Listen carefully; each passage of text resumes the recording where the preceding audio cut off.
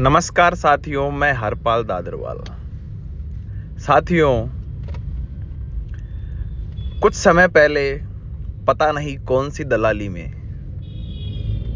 सरकारी दामाद बनकर ससुराल जाने वाले अपने आप को आजीवन तथाकथित बेरोजगार नेता घोषित किए हुए नेताजी ने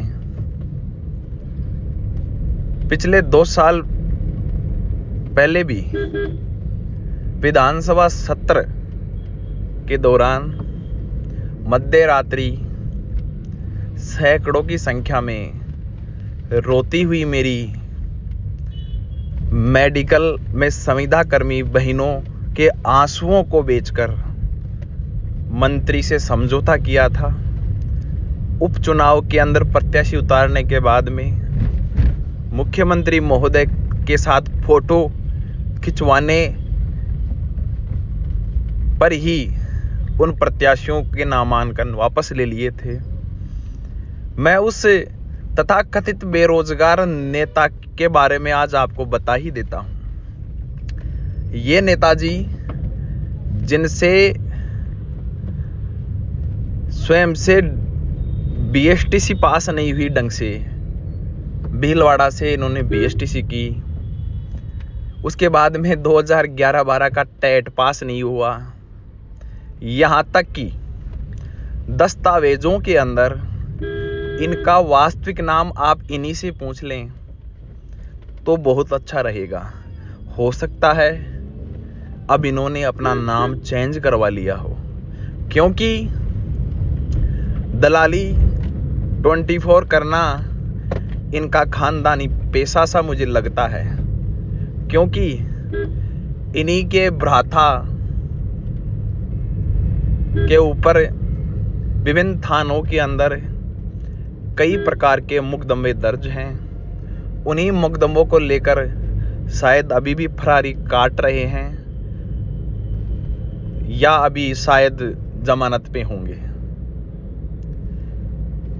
बेरोजगार नेता द्वारा अपनी दुकान बहुत ही व्यवस्थित तरीके से चलाई जा रही है।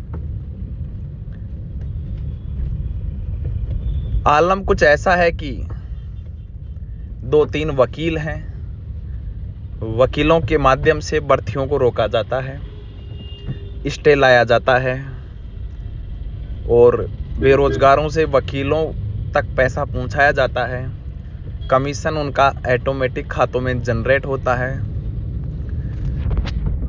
आरपीएससी घेराव से लेकर चाहे किसी प्रकार का घेराव हो, मेरे पास में पुलिस भर्ती 2018 के कुछ साथियों के वास्तविक प्रूफ हैं, जिन्होंने बताया कि उनकी मांग उठाने के लिए लाखों रुपए की डिमांड की गई।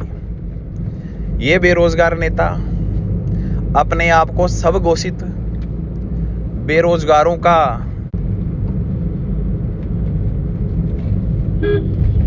जो एक तरह से मैं क्या हूं कि भीष्म पितामह कहते हैं। इन्होंने पहले बीएसटीसी के और बीएड के विवाद में बेरोजगार जो राजस्थान के अंदर बहुत ही सौहार्दपूर्ण तरीके से रहते थे, उनमें विवाद करवाया। बीएसटीसी बीएड विवाद पनपा। उस विवाद में कई प्रकार के और भी नेता उभर के आए। उन नेताओं ने भी अपनी दुकानें चलाना शुरू की। किसी ने सुप्रीम कोर्ट के नाम पे, किसी ने हाई कोर्ट के नाम पे बीएसटीसी एंड बीएड विवाद में अपने अपने पक्षों से करोड़ों रुपए की वसूली की। ये नेता वास्तव में ही गंदी नाली का वो कीड़ा है जिसको उस गंदगी में ही रहना पसंद है। मैं स्वयं इनके साथ, या मैं कहूं ये मेरे साथ कुछ साथियों ने मिलकर 2015-16 के अंदर बेरोजगारों का ये जो संगठन है उसका निर्माण किया था। और उस संगठन के निर्माण के बाद में हमारा ध्येय था राजस्थान के बेरोजगारों की वास्तविक पीड़ा को समझना और धरातल पे उठाना। मैं मानता हूं आंदोलन करने के लिए आर्थिक रूप से सदृढ़ होना बड़ा मजबूत है, जरूरी है, लेकिन भावनाओं के साथ खेल के, बर्थियों को अटका के, वकीलों को बीच में डालकर ये जो एक तरह से हिटलर शाही चला रखी है, उसका मैं विरोधी हूं। मैं जो भी ये बेरोजगार नेता संघर्ष करते हैं उनके परिणाम कई बार सुखद आते हैं, उनका सम्मान भी करता हूं, प्रोत्साहित भी करता हूं, लेकिन ये बेरोजगार नेता केवल और केवल अपने स्वयंभू आकार को ही वृद्धि देना चाहते हैं। ये उठ वटवृक्ष के रूप में अपने आप को स्थापित करने की ओर लगे हुए हैं, जिसके नीचे और कोई शोषित पीड़ित की आवाज उठा ही नहीं पाए। ये बेरोजगार नेता सरकार के साथ जब समझौते करते हैं, उन समझौतों के अंदर अपने निजी हित, चाहे वो अपने किसी प्रकार के जो 24 के दलाली के केस हैं, उन केसों को वापस लेना हो, ये इनका फितरत है। अब सुनने में आ रहा है कि ये बेरोजगार नेता 24 दिसंबर को, जनवरी को पुनः प्रदेश की पंचायत के सत्र के दौरान प्रदेश की पंचायत को घेरने का प्रयास कर रहे हैं। मुझे विश्वास ही नहीं, पूर्ण विश्वास है ये तथाकथित नेता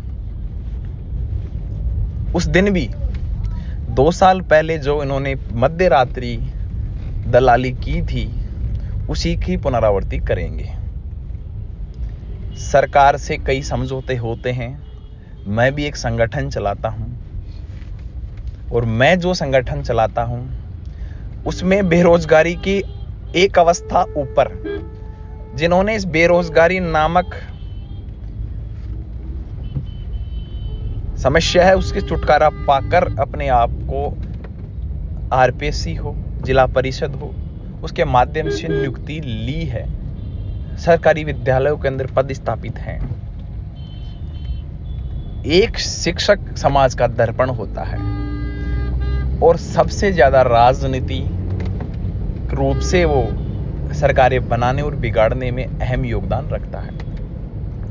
एक बेरोजगार जब शिक्षक बनता है, उसके साथ में उसके परिवार, रिश्तेदार, यार दोस्त, मित्र और यहाँ तक कि उनसे जुड़े हुए समस्त साथियों की वो आस और उम्मीद हो जाता है।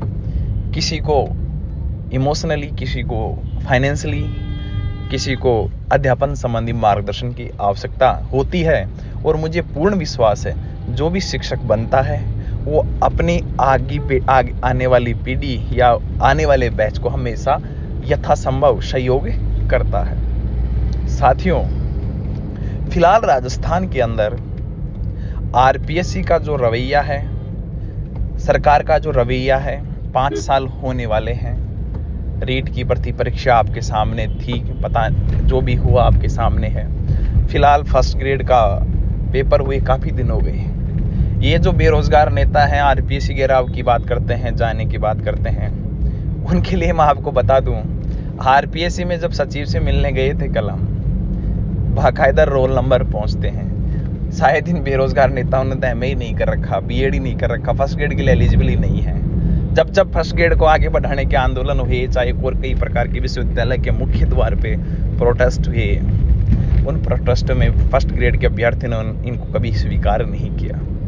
वरिष्ठ अध्यापकों की बात है, 2016 के बैच से मैं हूँ। 16 की भर्ती निकलवाने से लेकर ज्वाइनिंग तक मैंने लाठियां खाई, लड़ाइयां लड़ी और पद स्थापित राजधानी जयपुर के अंदर विराटनगर में हुआ।